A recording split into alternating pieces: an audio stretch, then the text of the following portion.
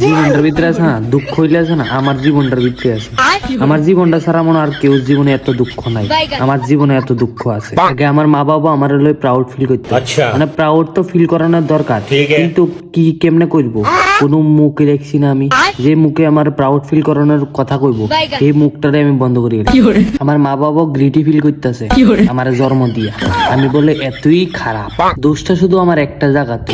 সেদিনকে আমার বাবু আমার বাজারে ভাড়াইছে। আচ্ছা, বাজার থেকে আনতে কইছিল জিরা, আমি লইয়ে গেছি গা দইনা। আর আমি তো একটা ছোট মানুষ, আমি তো ভুলতেই পারি, একটু না একটু ভুলতে পারি। আমার যে যারা লইছে, মাগো মাগো মাগো মাগো মাগো, পুরা পাড়া ভর্তি বসে লিয়েছি। যেমন লাগে আমি কত বড় দোষ করছি।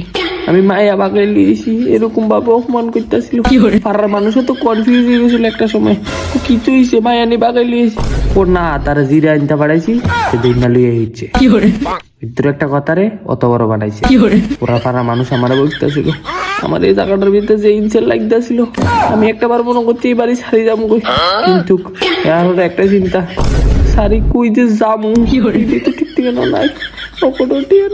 ভগবান বানাইছে তো বানাইছে, এত এরকম গরিব বানাইছে, মানে কদম দেওয়ানোর আগে 10 বার চিন্তাধারা করা হবে।